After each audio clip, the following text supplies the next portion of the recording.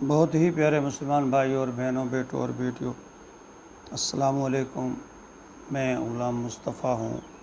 اور آپ دیکھ رہے ہیں میرا یوٹیوب فیس بک چینل پیام اسلام۔ اگر ابھی تک آپ نے میرے اس چینل کو یوٹیوب پہ سبسکرائب نہیں کیا یا فیس بک پہ فالو نہیں کیا، میری آپ سے استدعا ہے کہ اس کو فالو کر لیں یا یوٹیوب پہ جا کے سبسکرائب کر لیں، تو آئندہ آنے والے جو تمام سبق ہیں وہ آپ تک پہنچتے رہیں گے۔ آج کا ہمارا سبق سورۃ النساء آیت نمبر 34 پر مشتمل ہے۔ اعوذ باللہ من الشیطان الرجیم، بسم اللہ الرحمن الرحیم۔ الرجال قوامون علی النساء بما فضل اللہ بعضهم علی بعض وبما انفقوا من اموالہم فالصالحات قانتات حافظات حافظات للغیب بما حافظ اللہ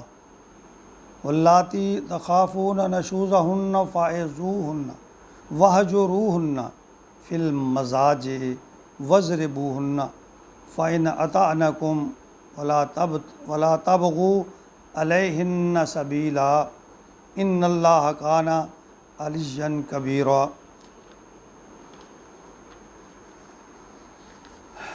عورتوں کے حقوق کے ضمن میں جو باتیں اب تک آئی ہیں وہ اصل میں تمہید کی حیثیت رکھتی تھیں۔ پہلی تمہید تو سورۃ بقرہ میں اللہ تعالیٰ نے بیان فرمائی، آیت نمبر 228، وَلَهُنَّ مِثْلُ الَّذِي عَلَيْهِنَّ بِالْمَعْرُوفِ وَلِلرِّجَالِ عَلَيْهِنَّ دَرَجَةٌ، اور عورتوں کے لیے اسی طرح حقوق ہیں جس طرح ان پر ذمہ داریاں ہیں دستور کے مطابق، اور مردوں کے لیے ان کو حقوق ہیں۔ یعنی اللہ نے فرمایا کہ عورتوں جو ہیں ان پر ذمہ داریاں دستور کے مطابق، اور البتہ فرمایا مردوں کے لیے ان پر ایک درجہ فوقیت کا ہے، وَلِلرِّجَالِ عَلَيْهِنَّ دَرَجَةٌ۔ وہاں صرف یہ کہہ کر بات چھوڑ دی گئی، اور پھر اس کے بعد ابھی پچھلے آیت نمبر 32 میں فرمایا کہ وَلَا تَتَمَنَّوْا مَا فَضَّلَ اللَّهُ بِهِ بَعْضَكُمْ عَلَىٰ بَعْضٍ، تم تمنا نہ کیا کرو اس شے کی جس کے ذریعے اللہ نے تم میں سے بعض کو بعض پر فضیلت دی ہے۔ یہ ہدایت عورتوں کے لیے مزید ان کی ذہنی تیاری کی گئی، اور اب جو فرمایا گیا اس میں دو ٹوک ایک ارشاد فرمایا اللہ تعالیٰ نے، فرمایا الرجال قوامون علی النساء، مرد عورتوں پر حاکم ہیں۔ یعنی یہ واضح طور پر یہ ایک بات اللہ تعالیٰ نے بیان فرما دی کہ مرد جو ہیں وہ گھر کے حاکم کی حیثیت رکھتے ہیں، عورت جو ہے وہ اس بھی کم نہیں ہے، اس کا مرتبہ رتبہ کم نہیں ہے، لیکن ایک پنجرے میں دو شیر، ایک ملک میں دو حاکم، وہ نہیں چل سکتا۔ اللہ نے فرمایا مردوں کو عورتوں پر فوقیت دی ہے،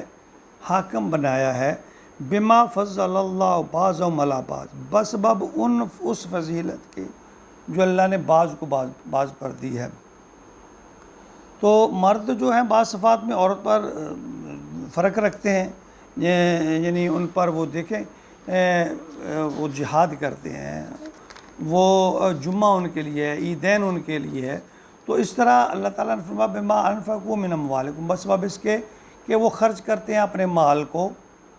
یعنی وہ کفالت کرتے ہیں، عورت کو حق مہر بھی ادا کرتے ہیں، اور اپنے گھر میں نان و نفقہ مرد کی ذمہ داری چونکہ ہوتی ہے، اور اپنی اولاد کی اور بیوی بچوں کی ضروریات نان و نفقہ اخراجات پورے کرتے ہیں۔ اس سبب سے اللہ تعالیٰ نے فرمایا فالصالحات قانتات، پس جو نیک بیویاں ہیں اور اطاعت شار ہیں، اطاعت کرنے والی ہیں، ان کے بارے میں فرمایا حافظات للغیب، غیب میں حفاظت کرنے والی ہیں۔ یہاں اللہ رب العزت نے نیک بیویوں کی 3 صفات بھی بیان فرمائی ہیں، یعنی جو اچھی عورتیں ہیں، اچھی بیویاں، ایک تو نیک ہوگی، آپ نے فرمایا اطاعت شار ہوں گی، یعنی وہ خاوند کی فرما برداری کرنے والی ہوں گی، تیسرا فرمایا کہ خاوند کی عدم موجودگی میں وہ اپنی عزت و عصمت کا بھی حفاظت کریں گی اور خاوند کے جو مال ہیں جو دولت ہے اس کی بھی حفاظت کریں گی۔ یہ تین اللہ تعالیٰ نے ان کی صفات بیان فرمائی ہیں۔ بما حافظ اللہ، اللہ فرماتے ہیں اصل تو حفاظت کرنے والا اللہ ہے، لیکن چونکہ ان کی ذمہ داری ہے، بحیثیت انسان ان کی ذمہ داری ہے تو وہ اس کی حفاظت کریں گی۔ آگے فرمایا واللاتی تخافون نشوزہن، اور اگر وہ عورتیں جن کے بارے میں تمہیں ڈر ہے، واللاتی یخافون جن کے بارے میں تم خوف رکھتے ہو، اندیشہ رکھتے ہو، نشوزہن کہ وہ نشوز کریں گی یعنی سرکشی کریں گی، تو ایسی عورت کے بارے میں اللہ تعالیٰ نے حکم فرمایا فائزوہن، پہلے نمبر پہ فرمایا ان کو نصیحت کرو، وہجروہن فی المضاجع، اگر وہ نصیحت نہیں مانتی، بات نہیں مانتی، یعنی تین سٹیپ فرمائے اللہ نے۔ پہلے نمبر پہ فرمایا کہ ان کو نصیحت کرو، سمجھاؤ بجھاؤ، اگر وہ نہیں سمجھتی پھر دوسرے نمبر پہ فرمایا وہجروہن فی المضاجع، ان کے بستر علیحدہ کر دو، تنہا چھوڑ دو، ان کو سونے کی جگہ علیحدہ کر دو، یعنی اگر وہ اس کو نہیں مانتے۔ اور تیسرے نمبر پہ فرمایا وضربوہن، پھر اگر پھر بھی وہ اپنی اس ہٹ درمی پہ قائم ہیں تو اس پہ فرمایا پہ انہیں مارو، لیکن مارنے کے بارے میں نبی کریم صلی اللہ علیہ وسلم نے یہ ہدایت فرمائی کہ چہرے پہ نہ مارو اور کوئی ایسی مار نہ مارو جس سے کہ ان کے جسم پر کوئی مستقل نشان پڑ جائے، یعنی کوئی ایسے اوزار سے اس طرح کی، یعنی ہلکی پھلکی انہیں سزا دو تاکہ وہ رائے راست پر آ جائیں۔ فَإِنْ أَطَاعْنَكُمْ، پس اگر وہ اطاعت شروع کر دیں، فَلَا تَبْتَغُوا، تو پھر تم علیہن سبیلا، تم اس پہ خام خواہ جو ہے اس کے خلاف بہانے تراشی نہ کرو، اس کو برا بھلا کرنے کی بہانے تلاش نہ کرو۔ اللہ فرماتے ہیں فَإِنْ أَطَاعْنَكُمْ، اگر وہ اطاعت کر لیں تو فَلَا تَبْتَغُوا عَلَيْهِنَّ سَبِيلًا، اور پھر تم ایسے راہیں نہ تلاش کرو خام خواہ انہیں تنگ کرنے کی، پریشان کرنے کی، یعنی عورت سرکشی مطابق کو روش اس نے چھوڑ کر اطاعت کی راہ اپنا لیا تو پچھلی جو اس کی غلطیاں ہیں جو قدورتیں اس کو بھلا دینا چاہیے، یہ نہیں انتقام لینے کے لیے بہانے تلاش کریں آدمی، تو اللہ تعالیٰ نے اس کو سخت ناپسند فرمایا۔ ان اللہ کان علیٰ کبیرہ، یقیناً اللہ تعالیٰ بہت بلند ہے اور بہت بڑا ہے، یعنی یہاں اللہ نے فرمایا خبردار تم زیادتی نہیں، اگر یہاں تک تمہیں اجازت تھی، اگر وہ انہوں نے اصلاح کر لیا تو پھر تم قطعاً ان پہ زیادتی نہ کرو، جو انتقام کیا آگے اس کو نہ چڑھو۔ تو یہاں جو دو تین چیزیں اور ایک یہاں فرمایا گیا، ایک تو فرمایا کہ عورت جو نیک اور اچھی عورت ہے اس کی نشانی ہے وہ نیک صالح ہوگی، اللہ اور اللہ کے رسول کی فرما بردار ہوگی، خامد کی فرما برداری کرنے والی ہوگی، اور فرمایا کہ وہ خامد کے عدم موجود میں اس کی عزت و عصمت کی خیال رکھے گی، اس کے مال کا بھی خیال رکھے گی۔ تو پھر فرمایا اگر عورت سرکشی کرے تو تین طریقے فرمایا کہ ایک تو پہلے اسے نصیحت کرو، سمجھاؤ بجھاؤ، اگر اس پہ ٹھیک ہو جائے معاملہ ٹھیک ہے، اگر نہیں تو پھر اس کے بستر علیحدہ ان کے کر دو، یہ دوسرے نمبر پہ فرمایا۔ پھر فرمایا اگر پھر بھی وہ باز نہیں آتی پھر ہلکی پھلکی سزا دو، اور اس میں نبی صلی اللہ علیہ وسلم نے فرمایا کہ چہرے پہ نہ مارو اور ایسے مارنا مارو جس سے کہ ان کے نشان پڑ جائیں۔ تو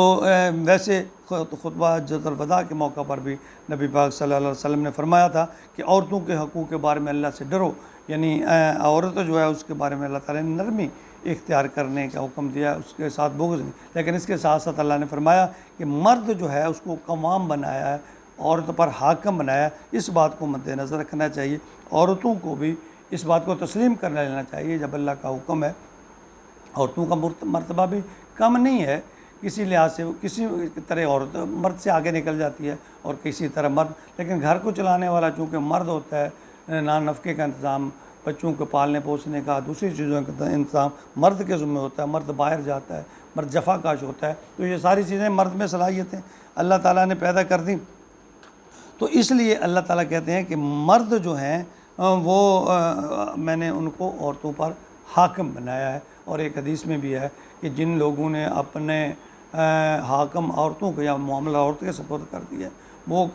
قوم کبھی فلاح نہیں پائے گی۔ تو اللہ رب العزت ہمیں اللہ کے احکام پر چلنے کی توفیق، جو اللہ نے فرما دیا وہ اٹل ہے، ہمیں اسے من وان تسلیم کر لینا چاہیے، سر تسلیم خراب کر دینا چاہیے۔ اللہ عمل کی توفیق عطا فرمائے، آمین۔